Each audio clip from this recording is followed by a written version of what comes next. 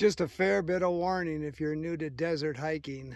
Stay away from these guys. They are like desert Velcro and they will jump on you. Not actually jump on you, but it seems like they would. You just get close to these things, which I just did. I just spent 10 minutes pulling these things out of me, and I swear I wasn't near that plant. I saw it coming, I was avoiding it, and I still got it in my leg. And they're hard to get out. So, cholla is your enemy. I've been on a trail for 2 days, if that's what you want to call it. Just a good way to tear up gear, basically. Everything bites you, scratches, stabs you. And you just have to look for rock cairns to get through these canyons, but I'm getting pretty close to a good trail.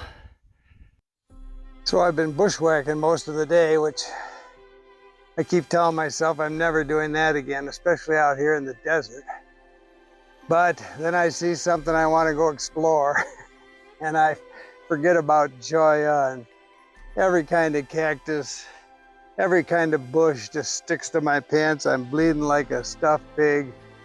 My pants are bloody. I gotta go home, and I'm just about out. I got another hour. Go home and get some tweezers and pull out the hard stuff. But anyway, southwest hiking is just, you just have to deal with the plants. A lot of rock.